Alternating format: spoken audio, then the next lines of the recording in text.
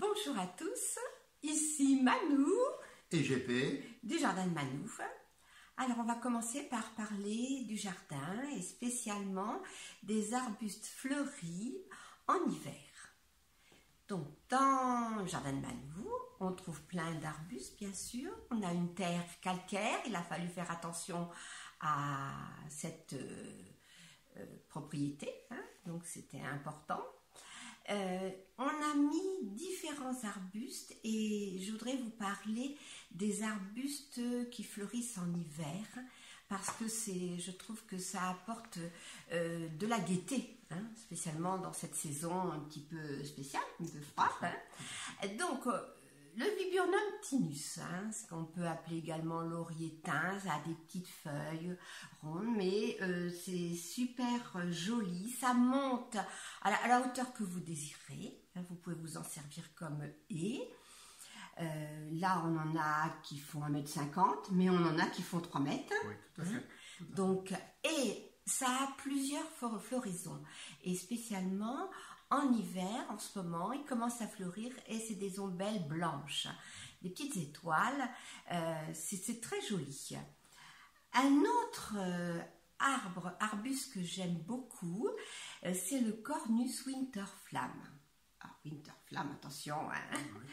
Oui. Mais il est en l'été, bon, mais il a des feuilles vertes, un petit peu de blanc dedans, mais voilà, jaune. Mais la beauté de cet arbuste, c'est l'hiver, parce que il est caduc, les feuilles tombent, et les bois deviennent orangés, vifs, et puis rouges, petit à petit. Alors, l'important dans cet arbuste, c'est la taille si on veut avoir des bois orangés vifs. Hein. Et souvent, GP me dit, tu tailles pas assez. Exactement. Le beau taille a été longtemps quasiment interdit dans le jardin. Et puis finalement, nous s'est rendu à l'évidence qu'il fallait de temps en temps sortir le sécateur. Oui, et puis même la grande cisaille. Hein. Mais c'est un crève-cœur à chaque fois. Hein. Oui, eh bien vous allez voir, sur cette photo, on voit des grandes branches et en fin de compte, le haut ne devient orange qu'en haut. Donc, alors que toutes les pousses, les nouvelles pousses, sont déjà orange du bas, orange vif. Ce qui sous-entend qu'il faut couper les vieilles branches. Eh ben oui. Ah voilà. Ah, voilà. Ah, voilà. Il faut couper les vieilles branches. Et voilà. Donc, alors ça c'était pour ce Cornus winterflamme. Il y en a d'autres cornus, hein, mais bon, on va rester sur ça aujourd'hui. Et puis le troisième, hein, que j'aime beaucoup, que j'associe souvent avec le Cornus winterflamme, ce sont les Peroschia.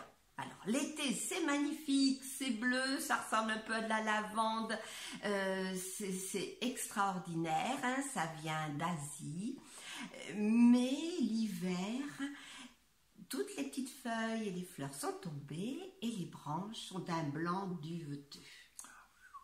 Ah, ouais, c'est le luxe là. Ouais, c'est bien dit quand même. Oh, hein. C'est bien dit.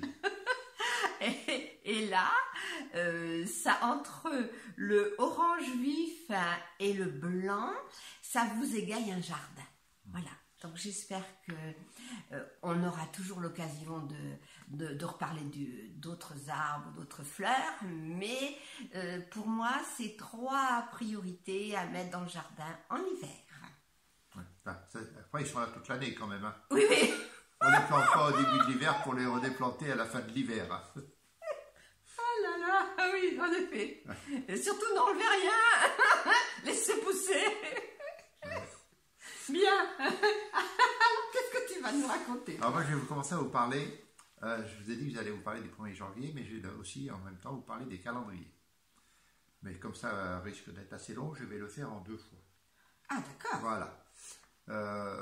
Chaque État avait par le passé, chaque pays avait par le passé son calendrier. Les Égyptiens avaient un calendrier, les Asiatiques, je suppose, avaient aussi un calendrier. Mais nous allons plutôt nous intéresser à ce qui nous est plus proche, c'est-à-dire les Romains.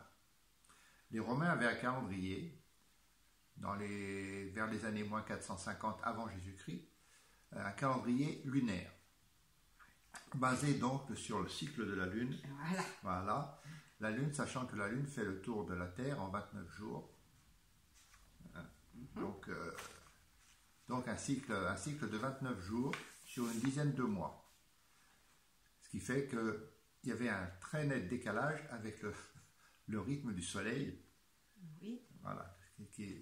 Donc sur les 10 mois, tous les ans, on rajoutait 2 mois finalement pour essayer de compenser le décalage entre le cycle lunaire et le cycle solaire. Tous les ans. Tous les ans pour arriver à 12 mois. À 12 mois. D'accord. 12 mois. Mais malgré ça, il y avait quand même un décalage, sachant que à 12 mois avec 365 jours, l'année fait en fait 365 jours,25. D'où l'année bissextile pour nous. Hein. Alors, l'année bissextile, ça va venir. Je parle avec Mais tu galopes plus vite que moi. Ah oui, j'essaie d'avancer. Et moi aussi, j'avance, mais j'avance au rythme d'un calendrier. Ah oui. Alors, excuse-moi. Voilà. Tu me coupes la parole, je ne sais plus où j'en suis, moi, du tout.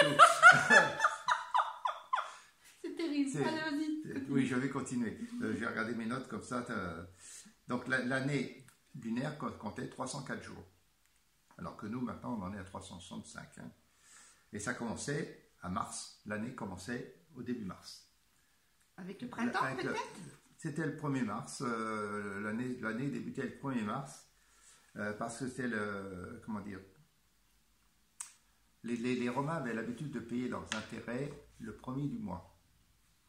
Et l'année c'était le début des travaux dans les champs, c'était le début de l'année en fait. D'accord. Le début du mois, c'était le 1er mars. Mmh. Et il y avait trois types de jours bien précis dans un mois, pour chez les Romains. Il y avait les calendes, c'était le 1er jour du mois. Mmh. Il y avait les nonnes, c'était le 5e ou le 7e jour du mois. Mmh. Et les ides, c'était le 13e ou le 15e jour du mois. D'accord. Rappelez-vous, Jules César a été tué aux ides de mars. Il a été assassiné aux ides de mars, le 15 mars. Ah oui, on s'en souvient. Ah ouais. Vous vous en souvenez, hein, ça c'est vraiment. Oui, On sait tout ça. Tout le monde sait ça. Tout le monde sait ça. Donc les Romains avaient l'habitude de payer leurs intérêts d'emprunt le 1er jour du mois au calende. Calendrier. Voilà d'où est venu le mot calendrier. Ah, les calendriers, au départ, c'était le registre qui servait à remplir les remboursements des intérêts, et ainsi de suite. Alors, les intérêts, ça n'a rien à voir avec... Les intérêts, ça n'a rien à voir avec le calendrier, mais non, c'était... Avec les impôts, non? Des emprunts. Les Romains empruntaient de l'argent et avec intérêt.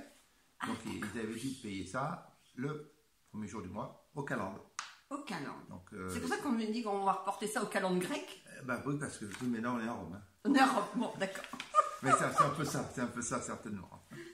Voilà. Oh, je le perturbe. C'est pas toujours facile. mais bon, avec tous ces décalages par rapport entre le cycle lunaire et le cycle solaire, en 46 avant Jésus-Christ, Jules César a créé un calendrier qui est devenu le calendrier julien, en instituant le début de l'année au 1er janvier. D'accord. Avec une année de 365 jours.